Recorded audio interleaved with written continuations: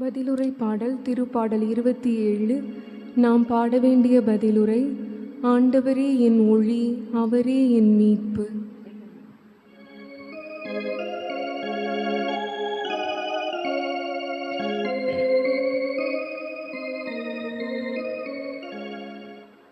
ஆண்டவரே என் ஒளி, அவரே என் மீட்பு. ஆண்டவரே என் ஒளி, அவரே என் மீட்பு. ஆண்டவரே என் ஒளி, அவரே என் மீட்பு. யாருக்கு நான் அஞ்ச வேண்டும்? ஆண்டவரே என் உயிருக்கு அடைக்கலம். யாருக்கு நான் அஞ்சி நடுங்க வேண்டும்? ஆண்டவரே என் ஒளி, அவரே என் மீட்பு. நான் ஆண்டவரிடம் ஒரு விண்ணப்பம் செய்தேன், அதையே நான் நாடி தேடுவேன். ஆண்டவரின் இல்லத்தில் என் வாழ்நாளெல்லாம் நான் குடியிருக்க வேண்டும். ஆண்டவரின் அழகை நான் காண வேண்டும். அவரது கோவிலில் அவரது திருவுளத்தை கண்டறிய வேண்டும். ஆண்டவரே என் ஒளி, அவரே என் மீட்பு. வாழ்வோரின் நாட்டினிலே ஆண்டவரின் நலன்களை காண்பேன் என்று இன்னும் நான் நம்புகின்றேன். நெஞ்சே ஆண்டவருக்காக காத்திரு, மன உறுதி கொள். உன்னுள்ளம் வலிமை பெறட்டும். ஆண்டவருக்காக காத்திரு. ஆண்டவரே என் ஒளி, அவரே என் மீட்பு. ஆண்டவரே என் ஒளி, அவரே என் மீட்பு.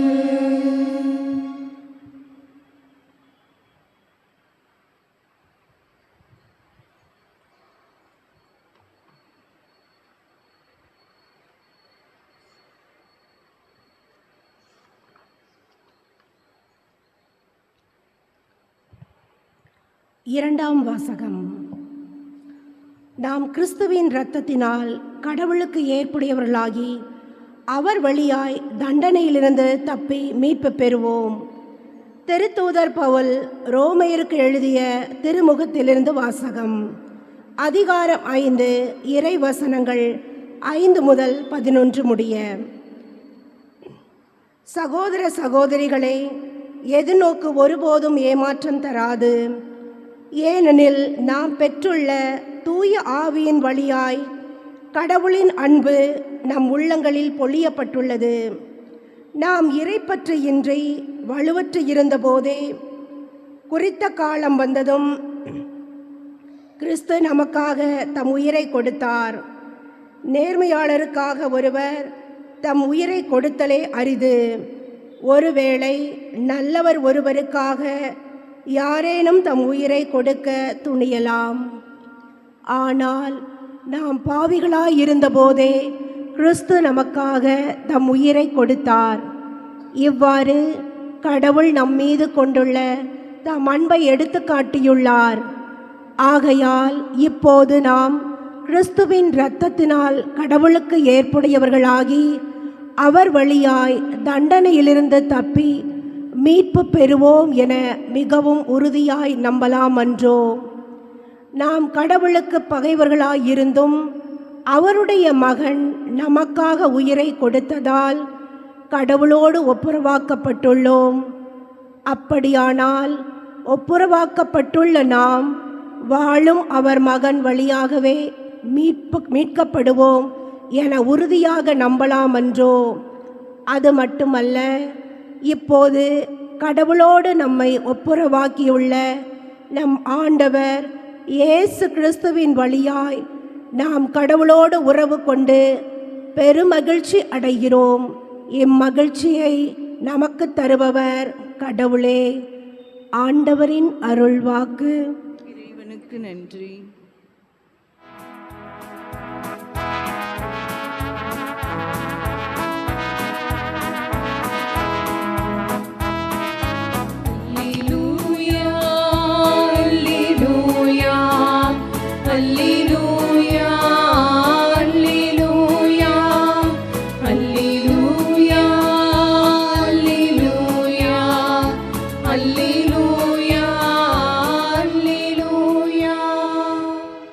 தந்தையிடமிருந்து ஆசி பெற்றவர்களே வாருங்கள்.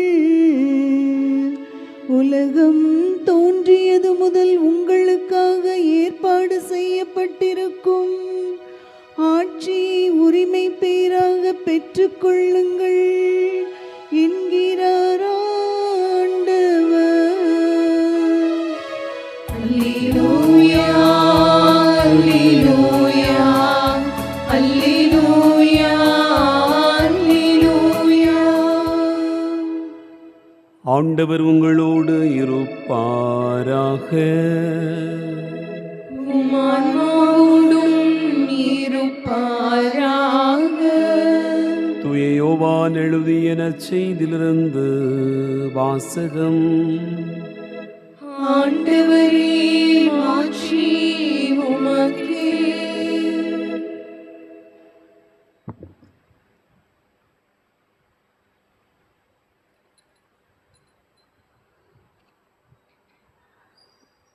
யோவான் நற்செய்தி அதிகாரம் 11 இறைவார்த்தைகள் 17 முதல் 27 முடிய.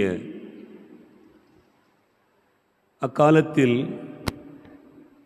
இயேசு அங்கு வந்தபோது லாசரை கல்லறையில் வைத்து ஏற்கனவே 4 நாள் ஆகியிருந்தது.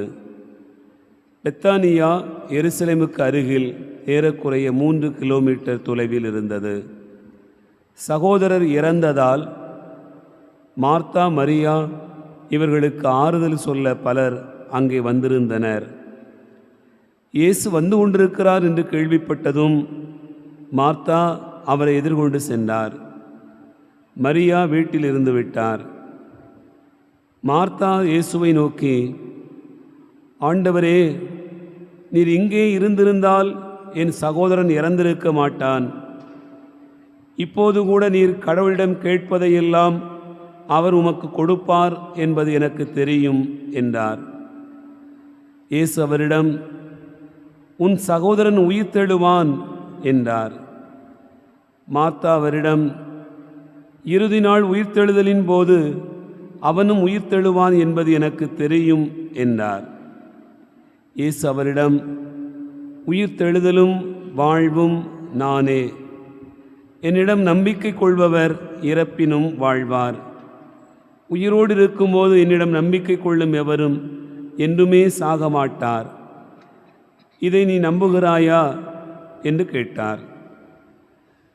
மார்த்தா அவரிடம், ஆம் ஆண்டவரே, நீரே மெசியா, நீரே இறைமகன், நீரே உலகிற்கு வரவிருந்தவர் என நம்புகிறேன் என்றார். ஆண்டவரின் அருள்வாக்கு. கிறிஸ்துவே, உமக்கு புகழ்.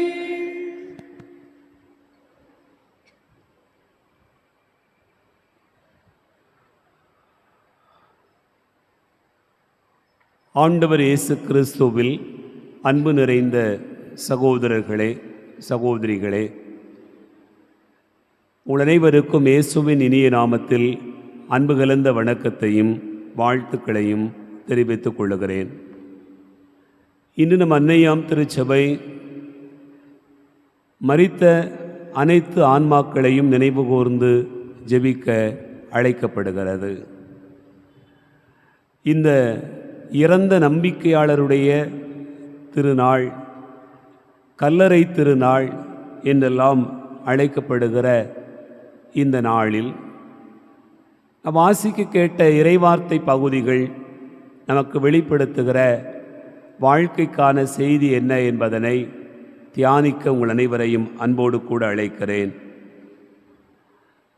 அன்பார்ந்தவர்களே, மனித வாழ்க்கையில் மனிதன் விரும்பாதவை இரண்டு காரியங்கள் இருக்கிறது. ஒன்று நோய், இன்னொன்று சாவு. இவை இரண்டும் மனிதன் விரும்பாதவை. ஆனால் இவை இரண்டையும் மனிதன் நிச்சயமாக சந்தித்துத்தான் ஆக வேண்டும். நோயை சந்திக்காதவர் இல்லை, சாவை பார்க்காதவரும் இல்லை. அன்பார்ந்தவர்களே, நாம் ஏன் இதை இரண்டையும் விரும்புவதில்லை என்று பார்த்தோம் என்றால், நோய் நாம் வாழுகிற போது நம்மை கொல்லுகிறது. சாவு நாம் நேசிக்கிறவர்களை நம்மிடத்திலிருந்து பிரித்து நம்மை கொல்லுகிறது. ஆகவேதான் இவை இரண்டும் மனித வாழ்க்கையில் மனிதன் விரும்பாதவை என்று நாம் அறிகிறோம். ஆனால் இவை இரண்டையும் சந்திக்காதவர்கள் யாரும் இல்லை என்று நாம் அறிகிறோம். அன்பார்ந்தவர்களே, பிறப்பு வேண்டுமானால் நிச்சயம் இல்லாமல் இருக்கலாம். பிறந்துவிட்ட எல்லாருக்கும் இறப்பு என்பது நிச்சயமாக உண்டு. நான் நிரந்தரமாக வாழப்போகிறேன் என்று யாரும் குறிப்பிட முடியாது. இந்த மண்ணுலகில் பிறக்கிற எல்லா உயிர்களும் நிச்சயமாக இறக்கும். இந்த பயணத்தில் நாம் எப்படிப்பட்ட வாழ்வை வாழ்ந்தால் நம்முடைய வாழ்க்கை நிறைவாக முடியும் என்பதுதான் இந்த நாளிலே நாம் நினைத்து பார்க்கக்கூடிய அழைப்பாக சிந்திக்கிறோம். அன்பார்ந்தவர்களே, சிலருக்கு சாவு என்பது, மரணம் என்பது முடிவாக தோன்றுகிறது.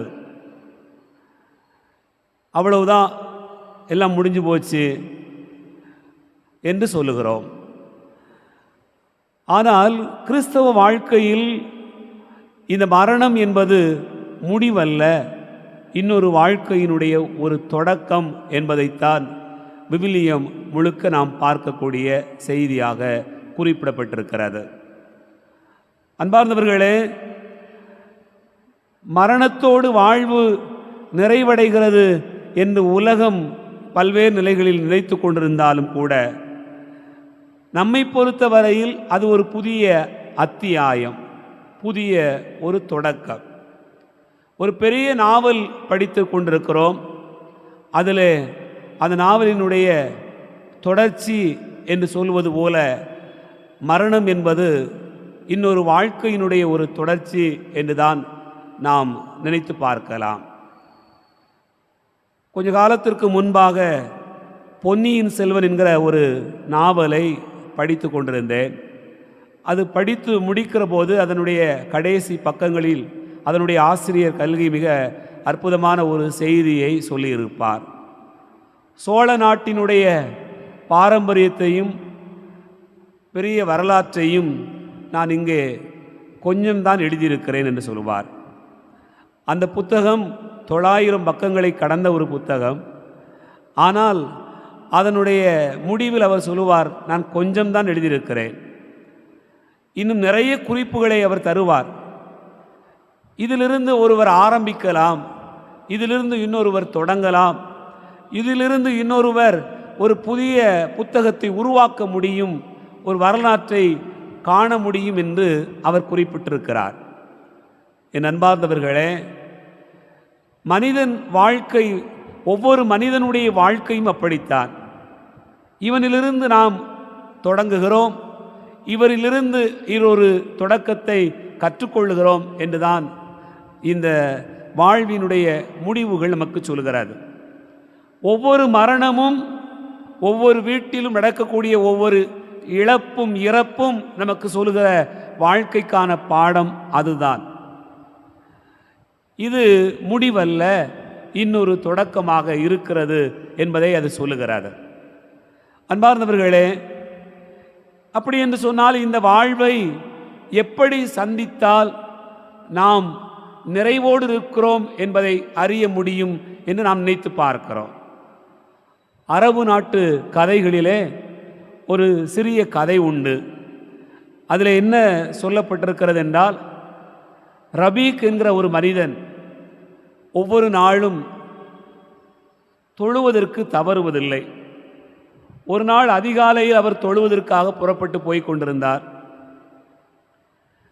அப்படி நடக்கக்கூடிய ஒரு நிகழ்வை விண்ணகத்தில் அவருக்கு விவரிக்கப்படுகிறது. எப்படி என்றால், ரபீக் இறந்து விண்ணகம் செல்கிறார். விண்ணகத்தினுடைய வாசலில் அவர் நிறுத்தப்பட்டிருக்கிறார்.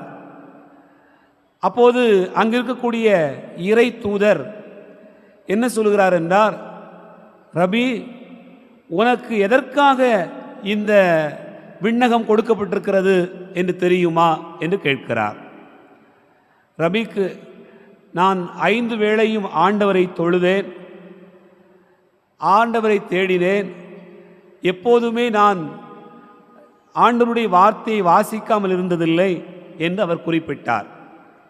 ஆனால் அந்த தூதர் சொன்னார், நீ ஒரே ஒரு நாள் ஆண்டவரை தொழவில்லை, அதற்காகத்தான் உனக்கு இந்த விண்ணகம் கொடுக்கப்பட்டிருக்கிறது என்று சொன்னாரா. ரபீக்கு ஒரே ஆச்சரியம். அப்படி நான் என்ன செய்தேன்? கடவுளை தொழுதால் தானே விண்ணகம் வர முடியும், தொழாமல் இருந்ததற்காக விண்ணகம் எப்படி கொடுக்கப்பட முடியும் என்று அவர் கேட்கிறார். உடனே அந்த தூதர் சொன்னார், ஒரு நாள் அதிகாலையில் நீ புறப்பட்டு தொழுகைக்கு வந்து கொண்டிருந்தாய். அப்போது அடைக்கப்பட்ட ஒரு கடைக்கு முன்பாக ஒரு பூனைக்குட்டி குளிரில் நடுங்கிக் கொண்டிருந்தது. அந்த பூனைக்குட்டியை எடுத்து நீ உன்னுடைய மார்போடு அணைத்து கொண்டாய். உன்னுடைய மார்பின் சூட்டில் அது கதகதப்பு பெற்றுக்கொண்டு கொஞ்ச நேரத்தில் அது மீண்டும் உயிர் பெற்றது போல் ஆனது. நீ இறக்கி அதை வெளியே விட்டாய். அந்த நேரத்தில் தொழுகை முடிந்திருந்தது, அதற்காகத்தான் உனக்கு விண்ணகம் கொடுக்கப்பட்டது என்று அந்த தூதர் சொன்னாரா. என் அன்பார்ந்த சகோதர சகோதரிகளே, விண்ணகம் என்பது மண்ணக வாழ்க்கையினுடைய நிறைவு. மண்ணக வாழ்க்கை எப்படி அமைக்கப்பட்டது என்பதை பொறுத்துதான் விண்ணக வாழ்க்கையினுடைய தொடக்கம் இருக்கிறது. அதைத்தான் இந்த நிகழ்வு நமக்கு சொல்லுகிறது. ஆகவேதான் நம்முடைய நம்பிக்கை வாழ்க்கையினுடைய பயணத்தில் நாம் தொடங்குகிறோமா முடிக்கிறோமா என்பதை மண்ணக வாழ்வுதான் சொல்ல முடியும். சிலர் சொல்லுவது உண்டு, என்னுடைய வாழ்க்கை முடிந்து விட்டது என்று சொல்கிறார்கள் என்று சொன்னால் அவ்வளவுதான் மண்ணக வாழ்க்கை வாழ்ந்திருக்கிறார்கள் என்று பொருள்படுகிறது. எனக்கு முடிவல்ல, தொடங்குகிறது என்று நாம் எப்போது எண்ணுவோம் என்று சொன்னால், இந்த மண்ணக வாழ்க்கையினுடைய நிறைவுதான் அதை சொல்லும். இந்த மண்ணக வாழ்க்கையினுடைய முழுமைதான் அதை சொல்லும். ஆகவே தான் விவிலியத்திலே பார்க்கிறோம், மரணம் என்பது முடிவல்ல, சாவு என்பது முடிவல்ல, அது தொடக்கம்தான் என்று எல்லாருமே பல நிலைகளில் சொல்லியிருக்கிறார்கள்.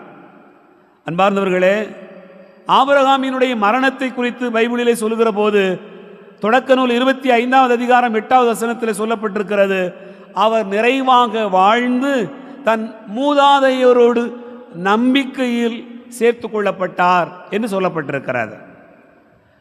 ஆபிரகாமை பொறுத்தவரையில் மரணம் என்பது, அவருடைய வாழ்க்கையினுடைய முடிவு என்பது நிறைவான வாழ்வின் முடிவு என்று சொல்லப்பட்டிருப்பதை நாம் பார்க்கிறோம்.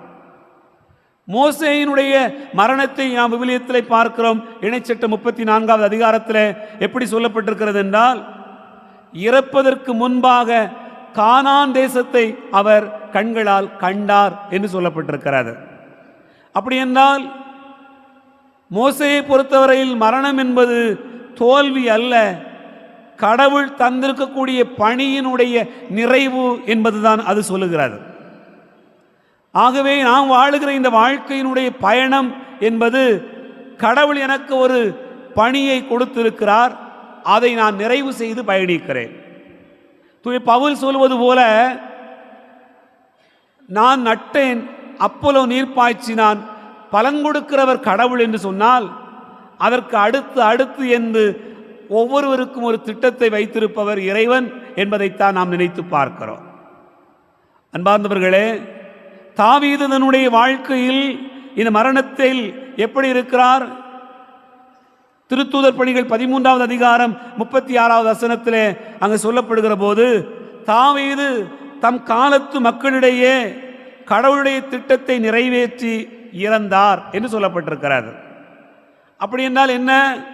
இம்மண்ணுலகில் வாழுகிற இந்த பயணத்தில் நாம் இறைவன் நமக்கு கொடுத்திருக்கக்கூடிய திட்டம், நமக்கு வகுத்து வைத்து கொடுக்கக்கூடிய திட்டத்தை நாம் நிறைவு செய்து போகிறோம், அவ்வளவுதான்.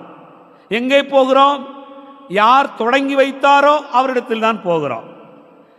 எந்த நிலையில் நாம் மண்ணிற்கு வந்தோமோ அந்த நிலையில் நாம் இறைவனிடத்தில் போய் சேருகிறோம் என்றுதான் பொருள்படுகிறது.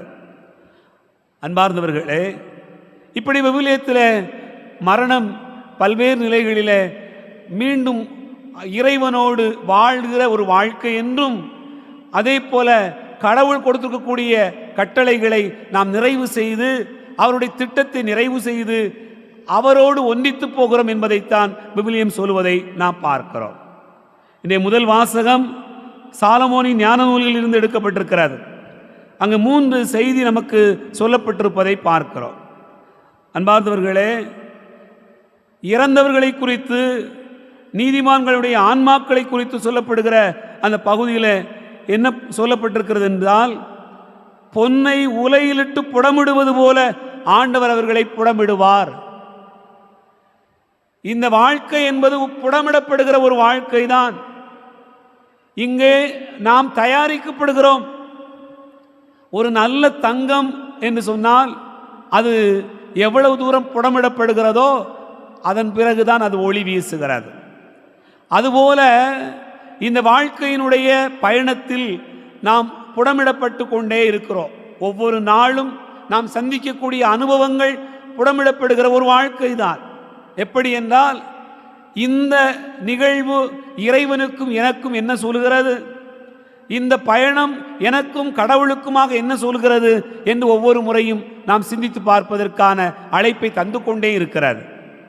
அன்பார்ந்தவர்களே, அதுபோல சாலமோனின் ஞான நூல்கள் மீண்டுமாக நமக்கு சொல்வது என்ன? கடவுள் அவர்களை சந்திக்க வரும்போது அவர்கள் ஒளி வீசுவார்கள். அப்படி என்றால் நாம் நிச்சயமாக ஆண்டவரை சந்திப்போம் என்பது இந்த வாழ்க்கையினுடைய நிறைவு நமக்கு சொல்கிற பாடம். ஒன்று, புடமிடப்படுகிறோம். இரண்டாவது, ஆண்டவரை சந்திப்போம். மூன்றாவதாக அதே பகுதி நமக்கு வெளிப்படுத்துகிறது, நம்பிக்கை கொண்டோருக்கு ஆண்டவர் அருளும் இரக்கமும் தருவார் என்று சொல்லப்பட்டிருக்கிறது. இந்த வாழ்வினுடைய நிறைவு என்பது நம்பிக்கை கொண்டவர்களுக்கு இறைவன் தருகிற ஆசீர்வாதம். அன்பார்ந்தவர்களே, அதைத்தான் நாம் இன்றைக்கு நற்செய்தியிலே வாசிக்க கேட்டோம். லாசர் இறந்து போயிருக்கிறார். லாசருடைய இல்லத்திற்கு எல்லோரும் வந்திருக்கிறார்கள். மார்த்தாளுக்கும் மரியாளுக்கும் ஆறுதல் சொல்ல வந்திருக்கிறார்கள். அந்த இடத்திலே நாம் பார்க்கிறோம், இயேசுனுடைய வருகை தான் எல்லா வருகையை விடவும் சிறந்த ஒரு வருகை. ஏனென்றால் அந்த இடத்தில் அவர்களுக்கு நம்பிக்கை பிறக்கிறது. அதுவரையிலும் அழுது கொண்டிருந்தார்கள், ஆறுதல் சொல்லிக் கொண்டிருந்தார்கள். ஆனால் இயேசுனுடைய வருகையினால் அங்கு சொல்லப்படுகிற ஆறுதலான வார்த்தை, உயிர்ப்பும் உயிரும் நானே, என்னிலே நம்பிக்கை கொள்கிறவர் இறப்பினும் வாழ்வார் என்று ஆண்டவர் சொல்கிறார். இயேசுவை பொறுத்தவரையில் மரணம் எப்படியெல்லாம் பார்க்கப்பட்டிருக்கிறது? இயேசு சந்தித்த 3 மரணங்களை நாம் நினைத்து பார்க்கிறோம். 12 வயதில் இறந்து போகிற ஒரு சிறுமியை ஆண்டவர் இயேசு சந்திக்கிற போது அங்கிருக்கக்கூடியவர்களை பார்த்து சொல்கிறார், ஏன் அழுகிறீர்கள்? ஏன் இந்த அழுகை, ஏன் இந்த சந்தடி? சிறுமி இறக்கவில்லை, அவள் உறங்குகிறாள் என்று சொல்கிறார். அன்பார்ந்தவர்களே, இறப்பை உறக்கம் என்று ஆண்டவர் சொல்கிறார். இறப்பை நாம் இறைவனோடு ஒன்றித்திருப்பதை சொல்லுவது போல அந்த மரணத்தை ஆண்டவர் பார்ப்பதை நாம் பார்க்கிறோம். இரண்டாவது, இயேசு சந்தித்த ஒரு மரணம், ஒரு இளைஞனுடைய மரணம். ஒரு விதவை தாய் தனக்கென்று இருக்கக்கூடிய அந்த மகனை இழந்துவிட்ட அந்த சூழ்நிலையில் அப்படி அழுது கொண்டிருக்கிற போது, பாடையில் அவனை தூக்கி கொண்டு போகிற போது இயேசு நிறுத்தி, இளைஞனே எழுந்திடு என்று சொல்கிறார். உறங்குகிறவனை தட்டி எழுப்புவது போல ஆண்டவர் இயேசு எழுப்புவதை பார்க்கிறோம்.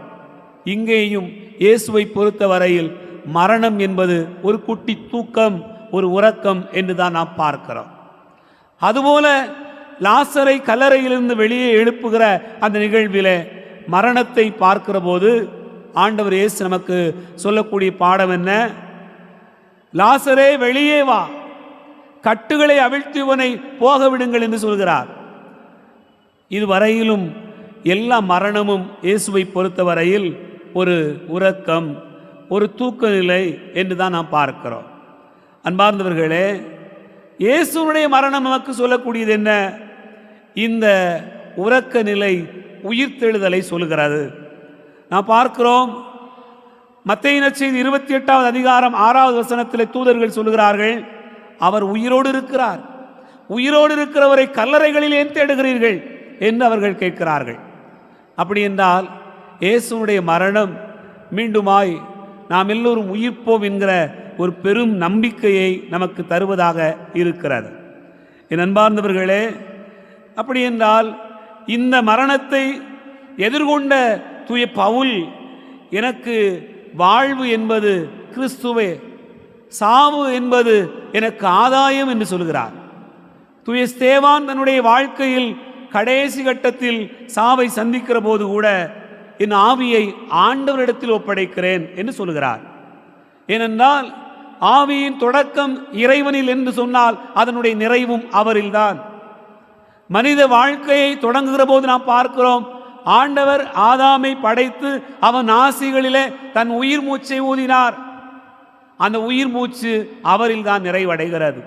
அதைத்தான் சேவா சொல்லுகிறார், என் ஆவியை ஆண்டவரிடத்தில் ஒப்படைக்கிறேன். என் அன்பு பிள்ளைகளே, இந்த வாழ்வினுடைய மரணம் என்பது முடிவல்ல, இது வாழ்வினுடைய இன்னொரு தொடக்கம். நாம் பெற்றுக்கொண்ட ஆவியை ஆண்டவரிடத்திலே ஒப்படைக்கிறோம். நம்முடைய ஆன்மா அவரில் இளைப்பாறுகிறது. இந்த பயணத்தில் நாம் என்ன செய்கிறோம்? இன்று இறந்தவர்களை நினைவு கூறுகிற போது, அவர்களுக்காக ஜெபிக்கிற போது நாம் செய்யக்கூடிய நன்மை என்னவென்றால், அவர்களுக்காக ஜெபிக்கிற போது நம் ஜெபங்கள் கடவுள் பாதத்தில் போய் சேருகிறது. அவர்களை ஆண்டவர் நல்ல ஆன்மாக்களாக தனக்கு அருகாமையில் வைத்துக் கொள்கிறார் என்று பார்க்கிறோம். அன்பார்ந்தவர்களே, உத்தரிக்க ஸ்தலத்தில் இருக்கக்கூடிய ஆன்மாக்கள் யார்? அவர்களுடைய ஆன்மாக்கள் விண்ணகத்திற்கும் போக முடியாமல் நரகத்திலும் வீழ முடியாமல் தவித்து கொண்டிருக்கக்கூடிய ஒரு நிலையில் இருக்கிறது. அவர்களுக்காக நாம் ஜெபிக்கிற போது அவர்களுடைய பாவங்கள் கழுவப்பட்டு அவர்கள் ஆண்டவருக்கு அருகாமையில் அமர்ந்து கொள்கிறார்கள். நாம் பார்க்கிறோம், இந்த பணக்காரன் ஏழை லாசர் என்கிற ஓமையிலே அந்த லாசர் ஆபிரகாமின் மடியில் அமர்ந்திருந்தார் என்று சொல்லப்பட்டிருக்கிறது. இறந்த ஒவ்வொருவருமே ஆபிரகாமிக்கு அருகாமையில், ஆண்டவருக்கு அருகாமையில் அமர்ந்து கொள்ளுகிற அப்படி ஒரு பெரும் பாக்கியத்தை பெற்றிருக்கிறார்கள். அப்படி பெற வேண்டும் என்பதற்காக இந்த நாளை நினைவு கூர்ந்து நாம் செபிக்கிறோம். இந்த இறந்தவர்களை நினைவு கூறுகிற போதே வாழுகிறவர்கள் எப்படி பயணிக்க வேண்டும் என்பதையும் நமக்கு விவிலியம் கற்றுத்தருகிறது. ஆகவேதான் மரணம் முடிவல்ல, இன்னொரு வாழ்க்கையினுடைய தொடக்கம் என்று நாம் தொடக்கத்திலிருந்தே சிந்தித்து கொண்டிருக்கிறோம். என் அன்பார்ந்தவர்களே, அப்படி நம்பிக்கை கொண்டு பயணிப்பதற்கான ஒரு நாள் இந்த நாள்.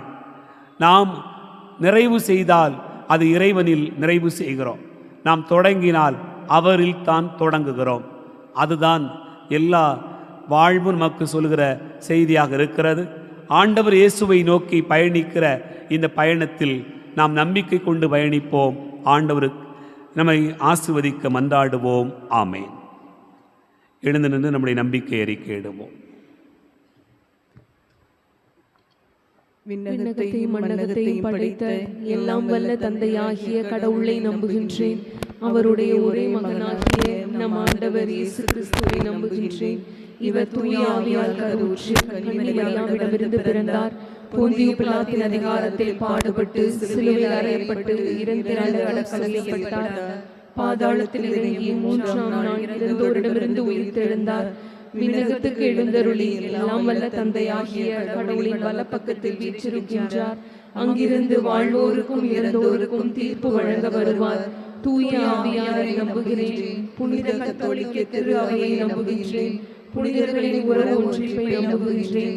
பாவ மன்னிப்பை நம்புகின்றேன். உடலின் உயிர்ப்பை நம்புகின்றேன். நிலை வாழ்வை நம்புகின்றேன். ஆமென். அன்புமிக்க சகோதர சகோதரிகளே, நாம் இணைந்து ஜெபிக்கிற இந்த பலியில் ஆண்டவர் நம்பிக்கையூட்டுகிறார், நம் ஒவ்வொருவரையும் வழி நடத்துகிறார். ஆகவே இந்த நம்பிக்கை நிறைந்த பயணத்தில் அவருடைய உடனிருப்பும் தேவை, வேண்டுதலும் அவருடைய வழிகாட்டுதலும் எப்போதும் நமக்கு தேவை என்கிற நினைவில் நம்முடைய வேண்டுதல்களை ஆண்டவருடைய பாதம் வைத்து ஜெபிப்போம். உயிர்ப்பும் உயிருமான இறைவா, திரு அவையை வழி நடத்தும் எம் திருத்தந்தை, ஆயர்கள், குருக்கள், துறவியர் அனைவரும் இறப்புக்கு பின்னுள்ள வாழ்வை தெளிவுற அறிவுறுத்தி ஆன்மாக்களை மீட்க தேவையான ஞானத்தை அளித்து வழிநடத்திட வேண்டும் என்று உம்மை மன்றாடுகிறோம். நீதியின் தலைவரே இறைவா, நாட்டுத் தலைவர்கள் அனைவரும் நிரந்தரமில்லாத உலக வாழ்க்கையையும் மறு உலக வாழ்வின் மீது நம்பிக்கையும் கொண்டு அதனை அடைய முனைப்போடு உண்மையாய் உழைத்து நல்லாட்சி புரிந்திட வரமருள வேண்டுமென்று உம்மை மன்றாடுகிறோம்.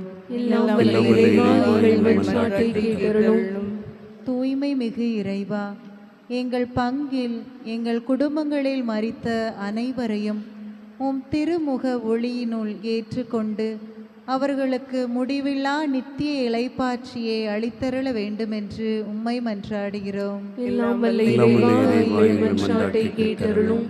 நம்பிக்கையின் நாயகனே இறைவா, இத்திருப்பலியில் பங்கு கொள்ளும் நாங்கள் இவ்வுலக வாழ்வின் நிலையாமையை உணர்ந்து அறவழியில் நடக்கவும் விண்ணகமே எங்கள் தாய்நாடு என்கிற நம்பிக்கையோடு பயணிக்கும் எதிர்நோக்கின் திருப்பயணிகளாய் இருக்க அருள் புரிய வேண்டுமென்று உம்மை மன்றாடுகின்றோம்.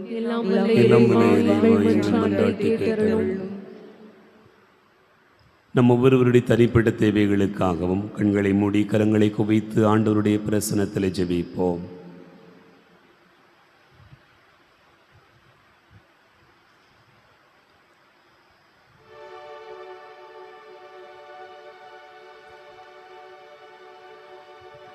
எங்கள் வாழ்வும் வழியுமான இறைவா, உம்மை போற்றுகிறோம், புகழ்கிறோம், உமக்கு நன்றி கூறுகிறோம்.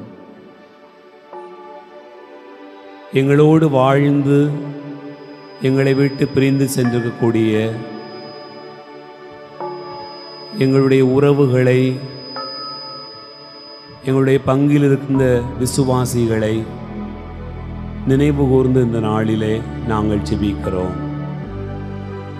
ஆண்டவரே, இந்த பயணத்தில் எங்களோடு அவர்கள் இருந்திருந்தால் நன்றாக இருக்கும் என்று நாங்கள் பலமுறை விரும்பியிருக்கிறோம். இன்னும் கொஞ்ச நாளைக்கு எங்கள் அம்மா என் கூட இருந்திருந்தா எனக்கு நல்லா இருந்திருக்கும் என்று நாங்கள் நினைந்திருக்கிறோம். இன்னும் கொஞ்ச நாள் எங்களுடைய அப்பா எங்கள் கூட இருந்திருந்தா எவ்வளவு நன்றாக இருந்திருக்கும் என்று நினைக்கிறோம். நாங்கள் நல்லா ஓரளவுக்கு வாழ்க்கையில் சரியாகி செட்டிலாகி வருகிற நேரத்தில் இனிமேல் குறையில்லை, நிம்மதியாக இருக்கலாம், சந்தோஷமாக இருக்கலாம் என்று நினைத்து கொண்டிருக்கிற போது எங்களோடு வாழ்ந்தவர்கள் எங்களை விட்டு பிரிந்து போயிருக்கிறார்கள். காலமெல்லாம் போராடி கஷ்டப்பட்டு தங்களுடைய வாழ்க்கையின் பயணத்தை அமைத்து கொண்டவர்கள் கொஞ்ச நேரம், கொஞ்ச ஆண்டுகள் வாழலாம் என்று நினைக்கிற போது, எல்லா வசதிகளோடு வாய்ப்புகளோடு நிறைவோடு அவர்கள் இருக்கலாம் என்று நினைக்கிற போது அவர்கள் எங்களை விட்டு பிரிந்து சென்றிருக்கிறார்கள். அந்த நினைவுகள் எல்லாம் அந்த மரணமெல்லாம் எங்களை மிகப்பெரிய வருத்தத்திற்குள்ளும் கவலைக்குள்ளும் எங்களுடைய வாழ்க்கையை தள்ளி இருக்கிறது. ஆண்டவரே, வாழ வேண்டிய வயதில், நிறைவாய் இருக்க வேண்டிய காலத்தில் இறந்து போன எங்களுடைய உறவுகள், எங்களுடைய பெற்றோர், உடன் பிறந்தார், பிள்ளைகள், நண்பர்கள், ஏராளமான பேர் இந்த வரிசையில் நின்று கொண்டிருக்கிறார்கள். எல்லாருடைய மரணமும் அவர்கள் முன் சென்ற அந்த பாதையில், அந்த வரிசையில் நாங்கள் நிற்கிறோம் என்பதையே எங்களுக்கு சொல்லுகிறது. ஆனால் ஆண்டவரே, இந்த பயணத்தில் நாங்கள் சோர்ந்து போகவோ பயந்திருக்கவோ இப்படி ஆகும் என்று நம்பிக்கையற்று போவதற்கோ அல்ல, மாறாக நம்பிக்கை கொண்டு நாங்கள் வாழ்வதற்கே எங்களுக்கு நீர் இதை சொல்லுகிறீர். இறந்தவர்கள் அத்தனை பேரும் நம்பிக்கையோடு வாழ எங்களுக்கு அழைப்பு தருகிறார்கள். நாங்கள் ஆண்டவரில் இணைந்திருக்கிறோம், உங்களுக்காக பரிந்து பேசுகிறோம். எங்கள் பிள்ளைகள், நீங்கள் நிறைவாய் வாழுங்கள். நாங்கள் ஆண்டவரோடு இணைந்திருக்கிறோம், அதுபோல நீங்கள் ஆண்டவரோடு இணைந்திருக்க வருகிற போது முகமுகமாய் சந்திப்போம் என்கிற நம்பிக்கையிலே பயணிக்க இறந்தவர்கள் எங்களுக்கு அழைப்பு தருகிறார்கள். ஆண்டவரே, நன்றி கூறுகிறோம். இறந்த ஆன்மாக்கள் எங்களுக்காக செபிக்கிறார்கள் என்றும், உமது பாதத்தில் இருக்கிறார்கள் என்றும், உம்மோடு இணைந்திருக்கிறார்கள் என்றும் நாங்கள் நம்புகிறோம்.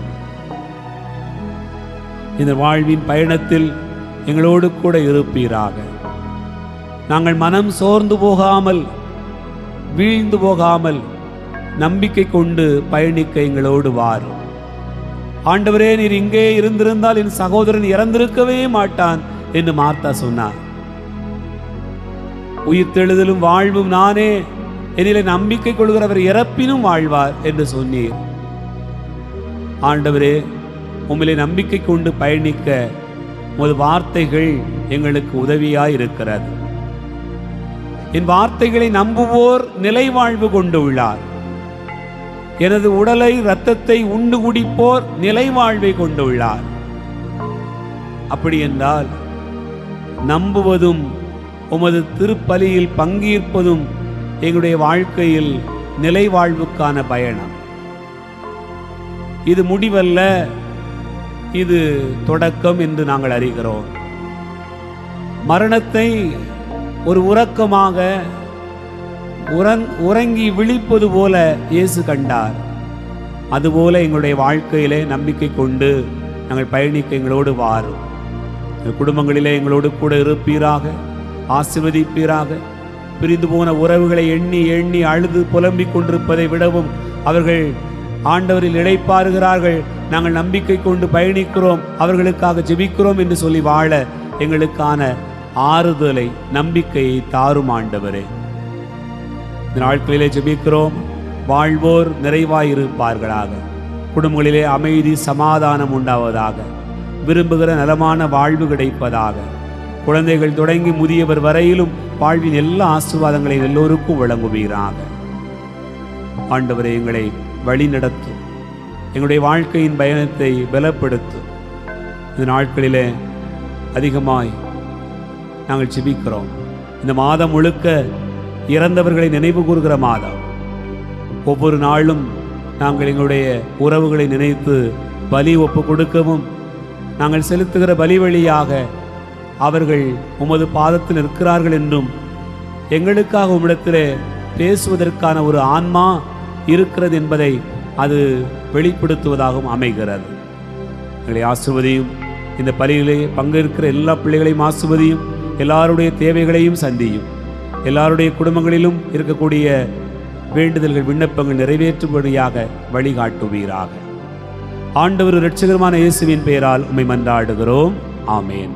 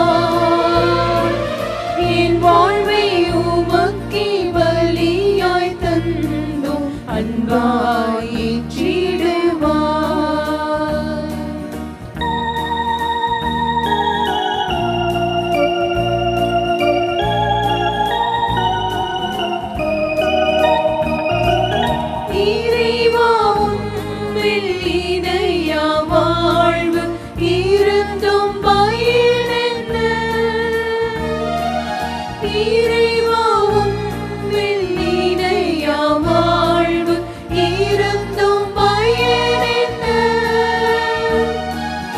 ஈகத்தில் நீ தந்த வாழ்வை தந்தால் எனக்கு இழப்பென்ன?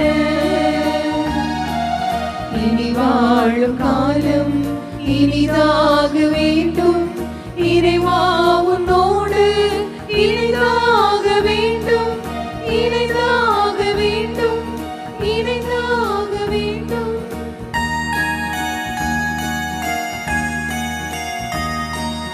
வந்தோம் தந்திடவே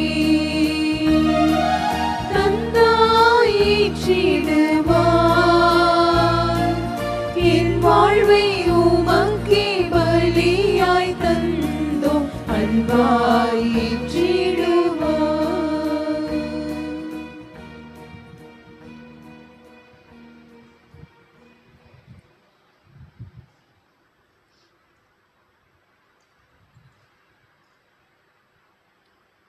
சகோதர சகோதரிகளே, என்னுடையது உங்களுடையதுமான இந்த பலி எல்லாம் வல்ல தந்தையாக இறைவனுக்கு ஏற்றதாகும்படி செபியுங்கள். ஆண்டவர் தமது பெயரின் புகழ்ச்சிக்காகவும் ஆட்சிக்காகவும் நமது நன்மைக்காகவும் புனித திரு அவை அனைத்து நலன்களுக்காகவும் உமது கைகளில் பலியை ஏற்றுக்கொள்வாராக. ஆண்டவரே, எங்கள் காணிக்கைகளை கனிவுடன் ஏற்றருளும். அதனால் உம் திருமகனுடைய பரிவிரக்கத்திலே மாபெரும் அருளடையாளத்தில் ஒன்றுபடுகிற இறந்தவும் அடியார்கள் உம் திருமகனோடு மாட்சிக்கு உயர்த்த பெறுவார்களாக. என்றென்று வாழ்ந்து ஆட்சி செய்கின்றவர் வழியாக உம்மை மன்றாடுகிறோ.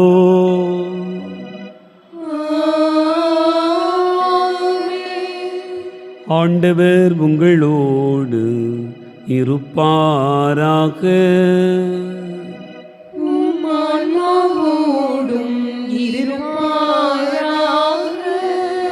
இதயங்களை மேலே எழுப்புங்கள்.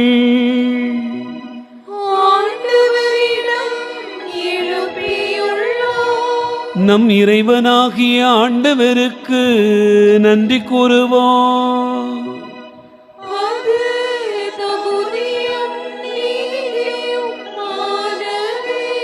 ஆண்டவரே, தூயவரான தந்தையே, என்று வாழும் எல்லாம் வல்ல இறைவா, எந்நாளும் எவ்விடத்திலும் நாங்கள் உமக்கு நன்றி செலுத்துவது மெய்யாகவே தகுதி நீதியுமாகும்.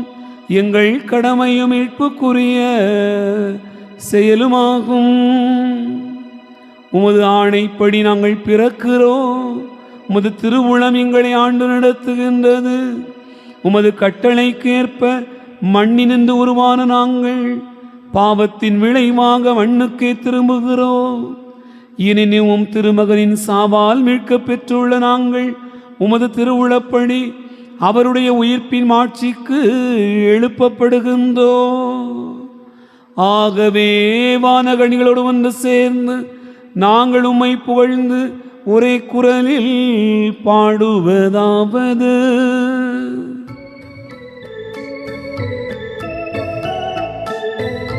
தூயவர் தூயவர் தூயவர் வான் படைகளின் கடவுளாம் ஆண்டவர், விண்ணகமும் மண்ணகமும் உமது மாட்சியால் நிறைந்துள்ளன. உன்னதங்களிலே ஓசன்னா, உன்னதங்களிலே ஓசன்னா. ஆண்டவர் பெயரால் வருகிறவர் ஆசி பெற்றவர். உன்னதங்களிலே ஓசன்னா, உன்னதங்களிலே ஓசன்னா.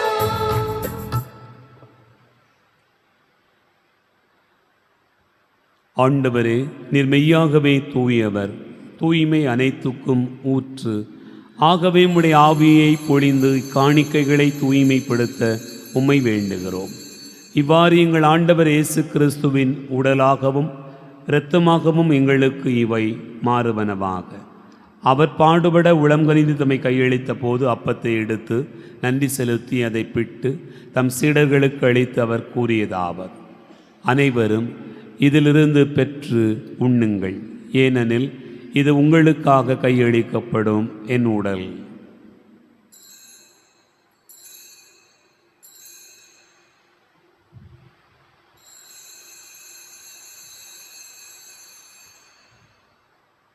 அவ்வண்ணமே இரவு விருந்து அருந்திய பின் கிண்ணத்தை எடுத்து மீண்டும் உமக்கு நன்றி கூறி தம் சீடர்களுக்கு அளித்து அவர் கூறியதாவது: அனைவரும் இதிலிருந்து பெற்று பருகுங்கள், ஏனெனில் இது புதிய நிலையான உடன்படிக்கைக்குரிய என் இரத்தத்தின் கிண்ணம். இது பாவ மன்னிப்புக்கென்று உங்களுக்காகவும் பலருக்காகவும் சிந்தப்படும். இதை நினைவாகச் செய்யுங்கள்.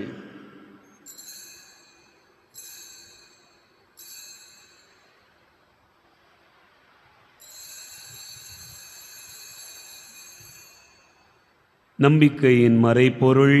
ஆண்டவரே, நீர் வரும் அளவும் உமது இறப்பினை அறிக்கையிடுகின்றோம், உமது உயிர்ப்பினையும் எடுத்துரைக்கின்றோம். ஆகவே ஆண்டவரே, நாங்கள் கிறிஸ்துவின் இறப்பினையும் உயிர்ப்பினையும் நினைவு கூர்ந்து வாழ்வு தரும் அப்பத்தையும் மீட்பளிக்கும் கிண்ணத்தையும் உமக்கு ஒப்புக் கொடுக்கின்றோம். உம் திருமுன் என்று ஊழியம் புரிய தகுந்தவர்களென எங்களை ஏற்றுக்கொண்டீர். எனவே உமக்கு நன்றி செலுத்துகின்றோம். மேலும் கிறிஸ்துவின் உடலிலும் இரத்தத்திலும் பங்கு கொள்ளும் எங்களை தூய ஆவியார் ஒன்று சேர்க்க வேண்டுமென உம்மை தாழ்மையுடன் மன்றாடுகிறோம். ஆண்டவரே, உலகெங்கும் பரவியிருக்கும் அது திரு அவையை நினைவு கூர்ந்தருளும் எங்கள் திருத்தந்தை லியோ, எங்கள் மறைமாவட்ட பரிபாலகர் அருட்தந்தை மோட்சராஜன், எல்லா திருநிலையினர் ஆகிய அனைவரோடும் உமது திரு அவை அன்பில் நிறைவு பெற செய்தருளும். உயிர்த்தெழும் எதிர்நோக்கோடு துயில் கொள்கிற எங்கள் சகோதரர் சகோதரிகளையும் இறந்தோர் அனைவரையும் இரக்கத்துடன் நினைவு கூர்ந்து உமது திருமுக ஒளியினுள் ஏற்றருளும். எங்கள் அனைவர் மீதும் இரக்கமாயிரும். கடவுளின் கன்னித்தாயான புனித மரியா, அவருடைய கணவரான புனித யோசேப்பு, புனித திருத்தூதர்கள், எங்கள் பாதுகாவலர் தூய சவேரியார், இன்னும் இவ்வுலகில் உமக்கு உகந்தவராயிருந்தோர் ஆகிய புனிதர் அனைவருடனும் நாங்கள் நிலை வாழ்வில் பங்கு கொள்ளும் தகுதி பெற்று உம் திருமகன் இயேசு கிறிஸ்து வழியாக உம்மை புகழ்ந்தேத்தும் வரமருள உம்மை மன்றாடுகிறோம்.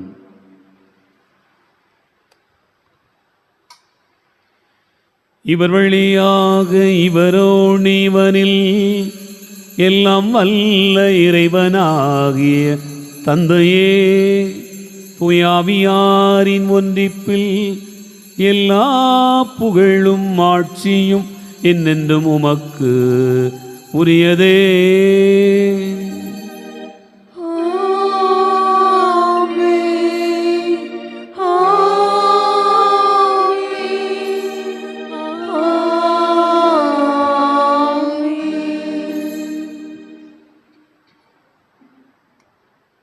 நம் ஆண்டவர் இயேசு கிறிஸ்து கற்றுக் கொடுத்தவாறு விண்ணக தந்தையை நோக்கி ஜெபிப்போம். விண்ணுலகில் இருக்கிற எங்கள் தந்தையே, உமது பெயர் தூயதென போற்ற பெறுக, உமது ஆட்சி வருக, உமது திருவுளம் விண்ணுலகில் நிறைவேறுவது போல மண்ணுலகிலும் நிறைவேறுக. எங்கள் அன்றாட உணவை இன்று எங்களுக்கு தாரும்.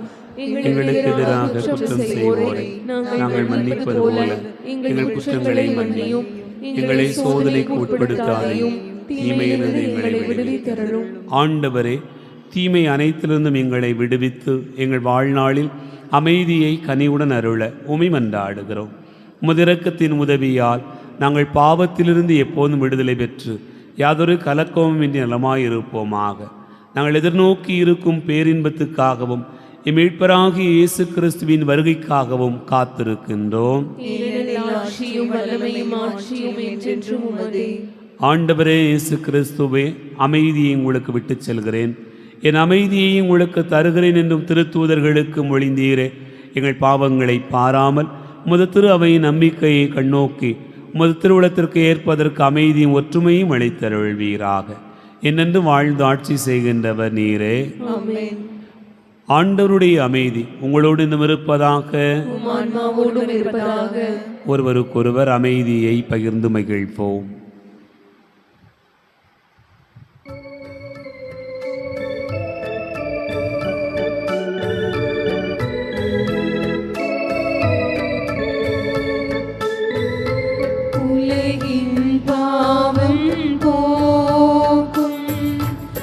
இறைவனின் செம்மறியே,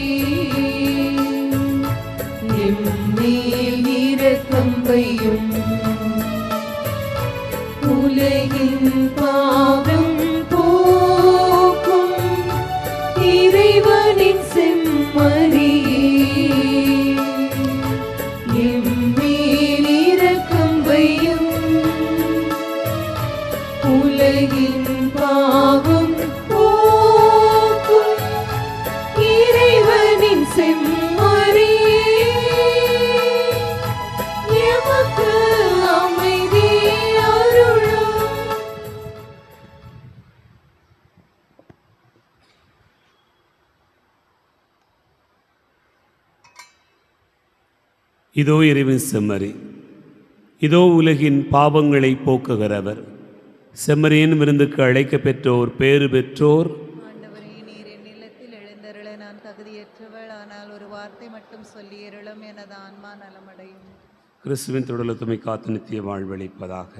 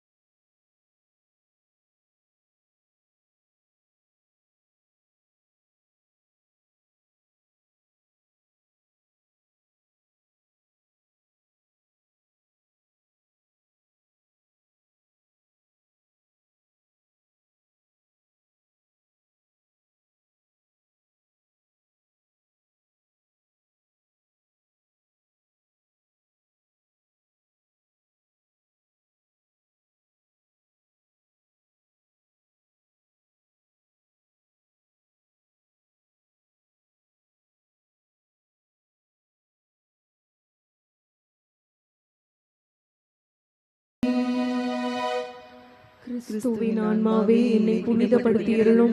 கிறிஸ்துவின் திரு உடலே என்னை மீட்டருளும். கிறிஸ்துவின் திரு ரத்தமே எனக்கு எழுச்சியூட்டியருளும். கிறிஸ்துவின் விழாவிலிருந்து வழிந்தோடிய தண்ணீரே என்னை கழுவியருளும். கிறிஸ்துவின் பாடுகளே என்னை தேற்றியருளும். ஓ நல்ல இயேசுவே, எனக்கு செவி சாய்த்தருளும். உம் திரு காயங்களுள் என்னை மறைத்தருளும். உம்மிடமிருந்து என்னை பிரிய விடாதேயும். தீய பகைவரிடமிருந்து என்னை காத்தருளும். எனது இறப்பின் வேளையில் என்னை அழைத்தருளும். உம்மிடம் வர எனக்கு கட்டளையிட்டருளும். உம் புனிதர்களோடு எக்காலமும் உம்மை புகழச் செய்தருளும். ஆமென்.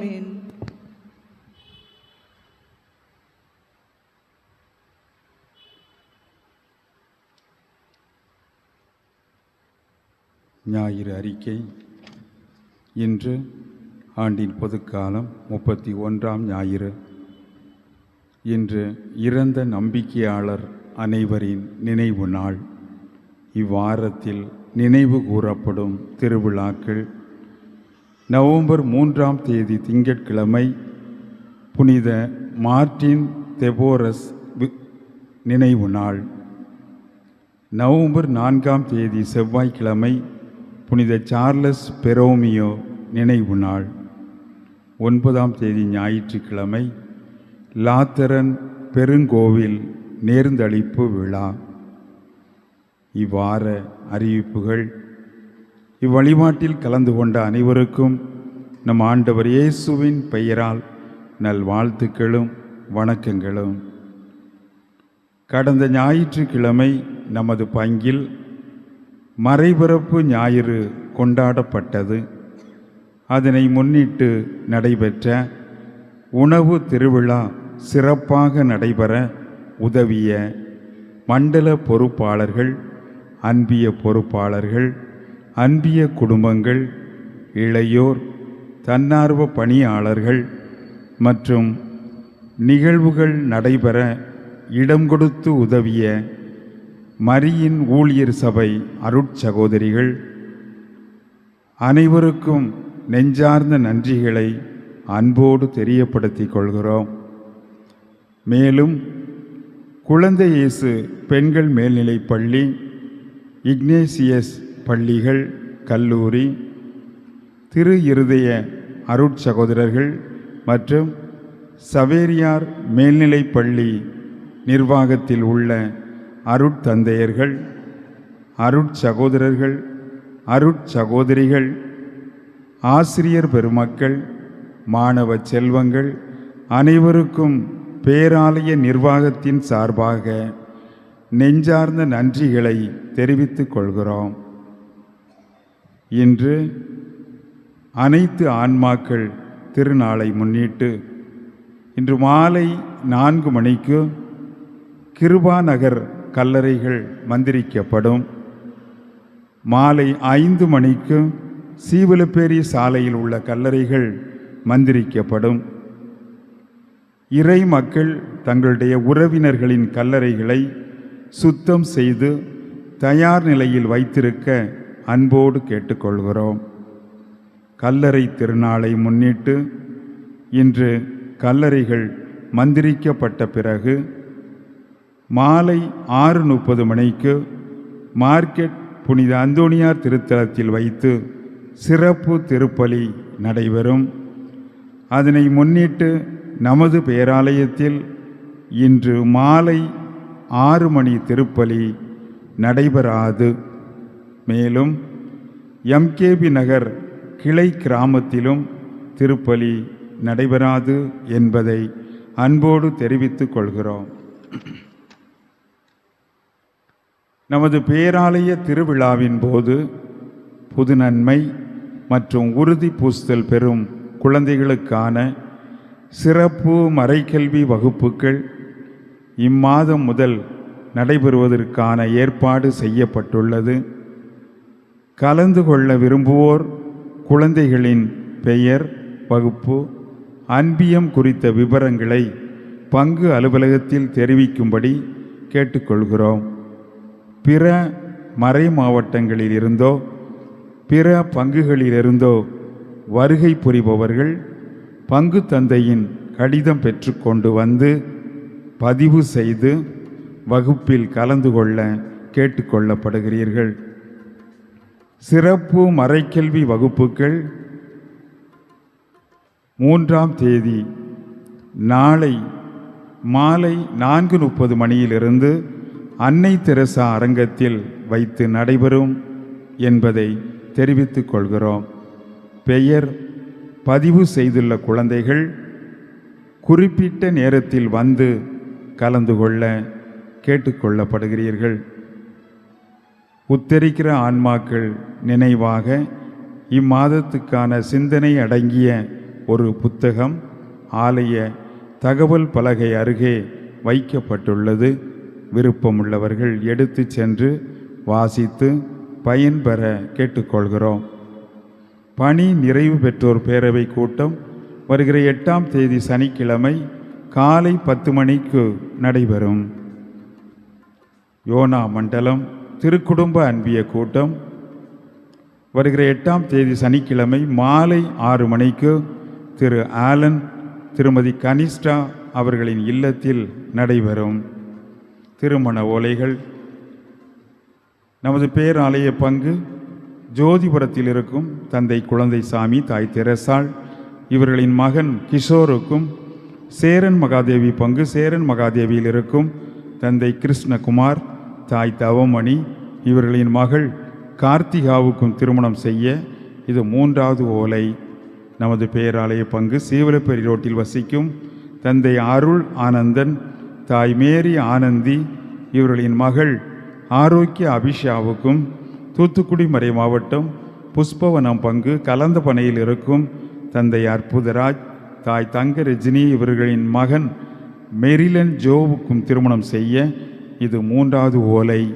இத்திருமணங்களில் ஏதாவது விக்கினங்களை அறிந்தவர்கள் பங்கு தந்தைக்கு தெரியப்படுத்தவும். மன்றாடுவோமாக. ஆண்டவரே, எங்களுக்கு அருள் புரிய உம்மை வேண்டுகின்றோம்.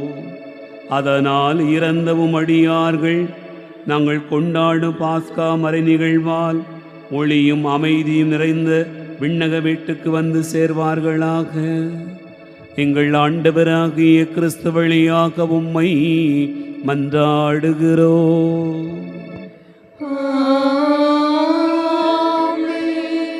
ஆண்டவர் உங்களோடு இருப்பாராக.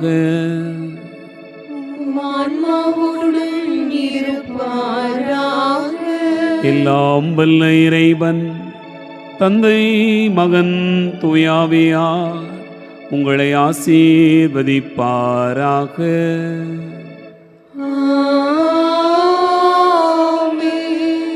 சென்று வாழுவோம். திருப்பலி நிறைவேறிற்று. இறைவனுக்கு நன்றி.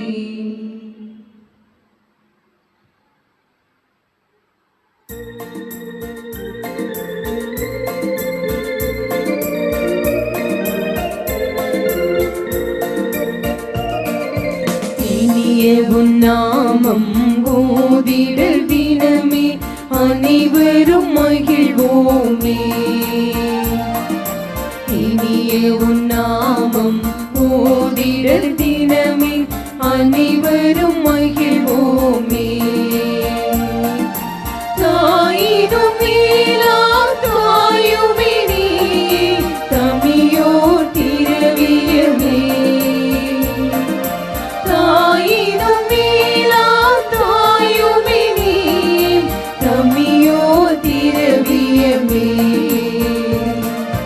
அன்பினே அன்பினே மாதா, தன்னலமே அற்ற மாதா.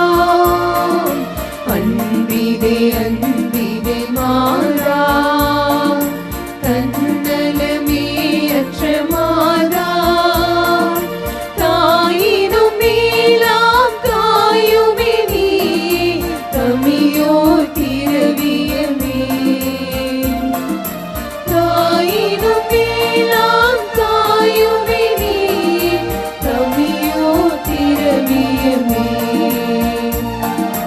கலைமொழியால் உன்னை துதித்திட நாளும் கவலை நீக்கும் அம்மா.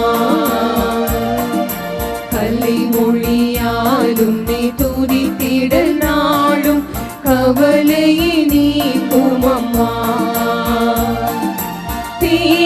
இசைப்பாவால் தாயுனை பாட தேவிட்டா உணர்வாமே. தேனிசைப்பாவால் தாயுனை பாட தேவிட்டா உணர்வாமே. அன்பிதே அன்பிதே மாதா தன்னலமே அற்ற மாதா. அன்பிதே அன்பிதே மாதா தன்னலமே அற்ற மாதா. தாயினும் மேலாம் தாயுனை நீயே தமியோ திரவியமே. தாயினும் மேலாம் தாயுனை நீயே தமியோ திரவியமே. நிலையான புகழுக்குரிய தூய்மை மிகு நற்கருணைக்கு எல்லா காலமும் ஆராதனையும் புகழும் போற்றியும் மாட்சிமையும் உண்டாக கடவது. எங்கள் பாதுகாவலரான புனித பிரான்சிஸ்கு சவேரியாரே, தந்தை மகன் தூய ஆவியாரின் பெயராலே